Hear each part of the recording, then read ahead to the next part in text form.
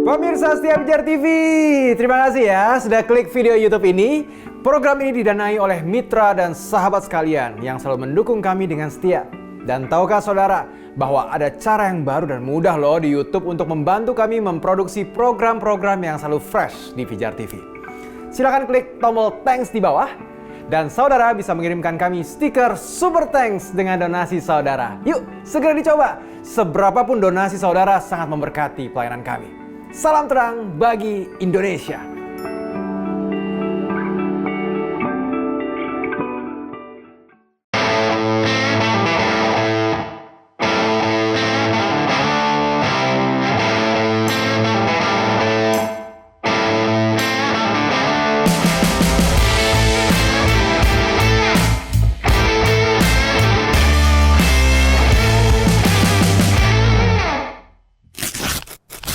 Yo, selamat bergabung di Jesus is the Answer bareng gue Christopher Tapiheru. Program ini dibuat untuk menjawab pertanyaan-pertanyaan unik, sederhana, sehari-hari, namun penting untuk dijawab berdasarkan kebenaran firman Tuhan. Khusus pada season ketiga ini kita akan membahas pertanyaan-pertanyaan yang pada umumnya ditanyakan oleh teman-teman non-Kristen dan bisa membantu teman-teman Kristen memberikan penjelasan ketika mereka menerima pertanyaan-pertanyaan yang serupa. Program ini didukung oleh Hamjinsku, Patrobasius, dan Walking Revival. Teman-teman bisa dapetin baju yang gue pakai ini di Walking Revival, serta celana yang gue pakai ini secara online di Instagram Denim It Up, dan sepatu yang gue pakai ini di patrobas.id. Teman-teman juga bisa dapatkan sepatu, celana, kaos, dan bahkan juga tas gratis dari Hamjinsku, patrobas.id, Walking Revival, dan juga Kala Clothing. Dengan mengirimkan pertanyaan, cerita pengalaman, atau permohonan doamu ke nomor WhatsApp di bawah setelah menonton program ini. Yang terpilih akan mendapatkan giveaway dari clothing store Pijar TV, yaitu Kala Clothing, patrobas.id, Hamjinsku, dan juga Walking Revival. Di episode kali ini kita akan mencoba menyikapi ajaran-ajaran yang menyimpang dari Alkitab. Coba kita lihat. Yang pertama, gimana caranya kita bisa yakin kalau pengetahuan Alkitab yang kita pegang itu benar dan tidak menyimpang?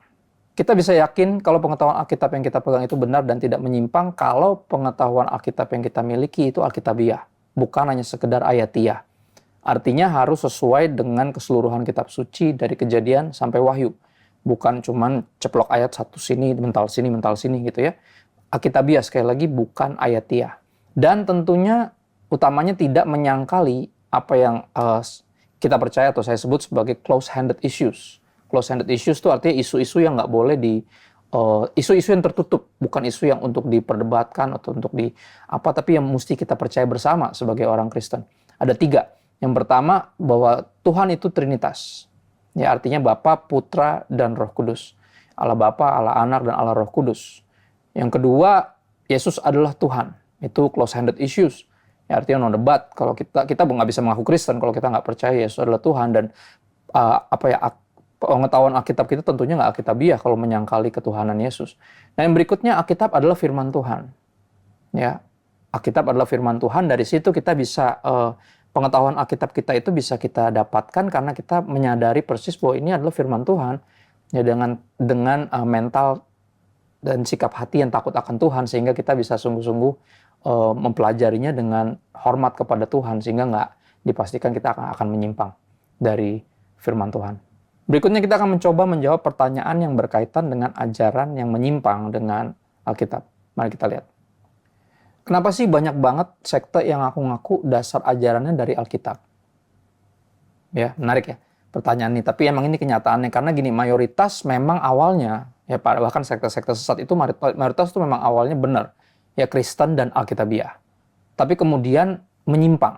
Ya, makanya disebutnya ajaran-ajaran yang menyimpang dari Alkitab.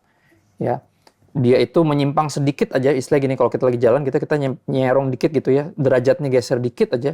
Tapi kemudian pasti overtime tuh, ya waktu berselang tuh akan makin jauh gitu. Ya, itu yang terjadi. Ya, awalnya memang benar Kristen dan Alkitabiah, tapi kemudian dia belok dikit, nyimpang dikit, dan overtime semakin menjauh dari kebenaran firman Tuhan. Dan ini kenapa? Ya, ini alasan kenapa banyak banget sekte yang ngaku-ngaku dasar ajarannya Alkitab. Dan ini juga satu kenyataan yang menarik, karena pada akhirnya nggak bisa dipungkiri bahwa Alkitab itu adalah otoritas yang istilahnya bisa bikin orang percaya gitu loh. Ya, emang ini otoritas yang terpercaya, sehingga selalu dimulainya dari situ dan selalu ngakunya berdasarkan Alkitab. Ya, bahkan beberapa yang sering nyamperin kita secara agresif gitu ya untuk menyesatkan kita pun pakai Alkitab kita. Interesting. Padahal kan dia punya kitabnya sendiri. Kenapa mesti bawa Alkitab kita? Tapi itu akhirnya sebuah mereka nggak bisa menyangkali kenyataan bahwa Alkitab itu adalah otoritas yang benar-benar berkuasa, yang adalah firman Tuhan sendiri. Nah, pertanyaan berikutnya, memangnya Alkitab boleh diinterpretasi beda-beda gitu ya? Kita akan buka Alkitab dan kita akan lihat apa yang dikatakan di 2 Petrus 1 ayat 20. Rasul Petrus mengatakan seperti demikian. Yang terutama harus kamu ketahui ialah bahwa nubuat-nubuat dalam kitab suci tidak boleh ditafsirkan menurut kehendak sendiri. Nah, jadi itu yang kita harus miliki. Mentalitas itu bahwa ini nggak boleh diinterpretasi suka-suka kita sendiri. Ya, harus sesuai dengan keseluruhan kitab suci dari Kejadian sampai Wahyu. Ya, terjemahan NET, ya terjemahan Net Bible nulis kayak gini, no prophecy of scripture ever comes about by the prophet's own imagination. Ya, nggak boleh, istilahnya Alkitab ini, ayat-ayat kitab suci ini, nubuat-nubuatan dalam Alkitab tidak boleh ditafsirkan suka-suka sendiri, bahkan berdasarkan imajinasi sendiri. Jelas tidak boleh, gitu ya, harus sesuai dengan keseluruhan kitab suci, sekali lagi Kejadian sampai Wahyu. Nah, kita akan lanjutkan pertanyaan berikutnya, kita akan mencoba menjawab pertanyaan yang berkaitan dengan masih ajaran yang menyimpang dari Alkitab. Mari kita lihat. Gimana cara kita mengenali kalau suatu ajaran itu mulai menyimpang dari kebenaran Alkitab? Oke, kita ke Matius 24. Kita akan lihat apa yang Tuhan Yesus sendiri bilang. Di Matius 24 ayat 4 sampai 5, terus ayat 11 dan ayat 24. Yesus bilang gini. Jawab Yesus kepada mereka, waspadalah supaya jangan ada orang yang menyesatkan kamu.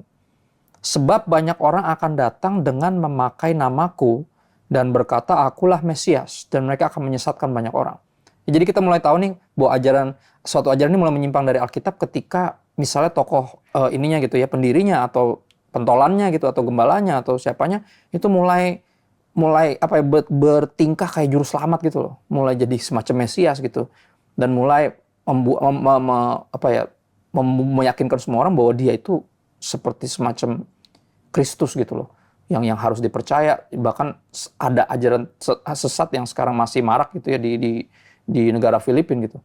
Orangnya mengaku bahwa dia itu ditunjuk oleh Bapa, ya Bapa di sorga sebagai Christ on earth, Kristus di bumi. Nah, itu ciri-cirinya tuh kalau kata Tuhan Yesus sendiri, ya bahwa akan mulai datang orang yang memakai namaku dan mengaku sebagai Mesias. Di situ kita tahu nih bahwa ajaran ini mulai menyimpang. Ya, dia mulai toksik pendirinya dan mulai semuanya tuh tentang dia gitu loh. Seolah dia itu juru selamatnya, seolah dia itu pusat dari ajaran ini. Padahal kan ajaran Alkitabiah harusnya pusatnya adalah Kristus gitu loh. Harusnya berfokus kepada Kristus, Christ centered, bukan kepada pendirinya. Tapi ini yang terjadi. Di ayat 11 ini yang Tuhan Yesus katakan, banyak nabi palsu akan muncul dan menyesatkan banyak orang. Jadi ada mulai orang-orang yang mengaku nabi atau yang dianggap sebagai nabi. Nah, ini problematik. Ya, dan ini dari mulut Yesus sendiri.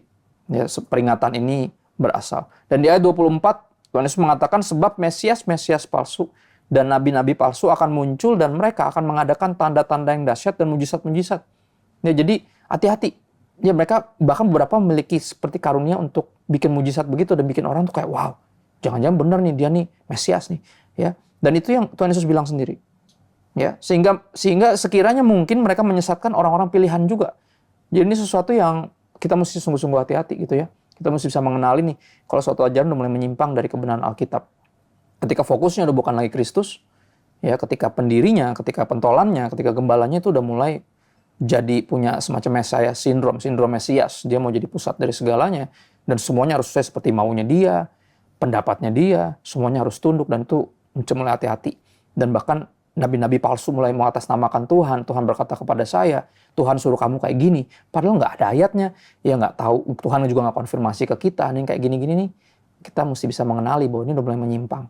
Ya, dan bahkan mereka bikin mujizat dan segala macam tanda-tanda. Kita mesti hati-hati. Dan di berikutnya kita lihat di 1 Timotius 4 ayat 1-3.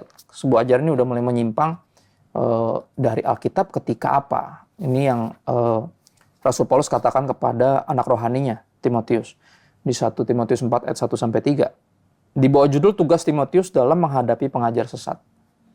Ya, tetapi Roh dengan tegas mengatakan bahwa di waktu-waktu kemudian ya, ada orang yang akan murtad lalu mengikuti roh-roh penyesat dan ajaran-ajaran setan. Oleh tipu daya pendusta-pendusta yang hati nuraninya memakai cap mereka. Mereka itu, nah ini ciri-cirinya, mereka itu melarang orang kawin, melarang orang makan makanan yang diciptakan Allah supaya dengan pengucapan syukur dimakan oleh orang yang percaya dan yang telah mengenal kebenaran. Ya salah satu cirinya lagi ajaran itu mulai menyimpang ketika gini loh, ketika apa yang Alkitab nggak larang gitu ya, dilarang. Ya misal kawin, makan, mesti Tuhan nggak dilarang. Dan mereka mulai sosok ngelarang-larang tuh, udah mulai bikin aturan-aturan sendiri. Ya itu udah mulai menyimpang tuh. Atau sebaliknya, apa yang Alkitab larang malah diperbolehkan gitu loh. Ya dan kita bisa mengenal itu. Suatu ajaran udah mulai menyimpang ketika udah mulai ada yang bikin aturan-aturan sendiri yang nggak sesuai dengan firman Tuhan.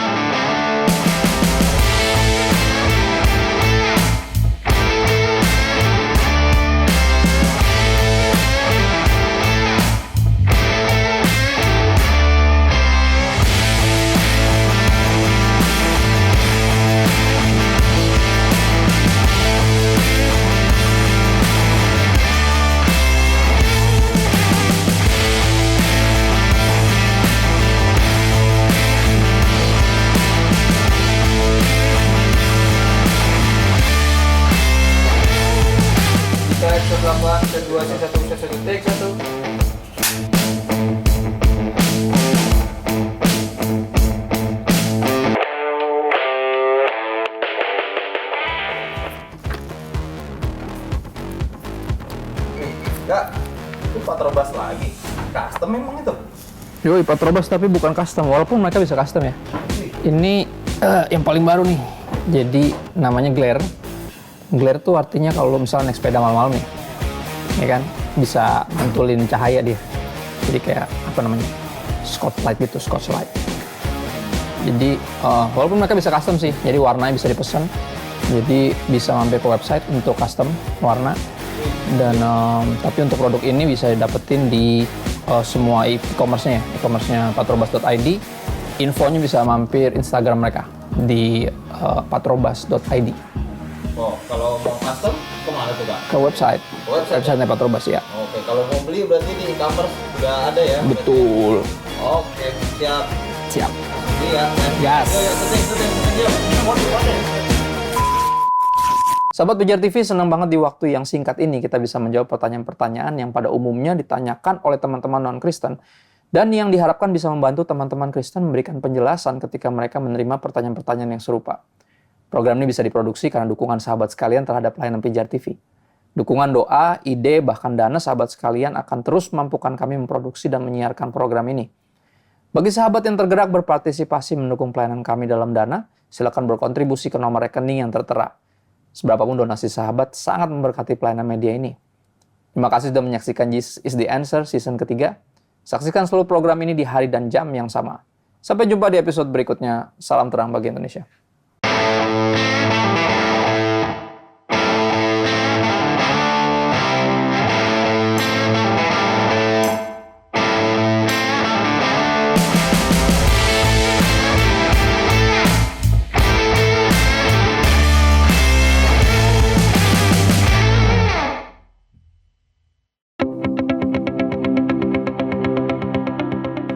Sahabat Pijar TV, Shalom, apa kabar? Terima kasih sudah menjadi sahabat dan menjadi pemirsa setia program-program Pijar TV. Kami sungguh rindu agar saudara bukan saja diberkati dengan menyaksikan program-program ini, tapi juga dapat berinteraksi dengan kami untuk berdiskusi dan bahkan didoakan melalui WhatsApp dan telepon yang tertera di layar kaca ini.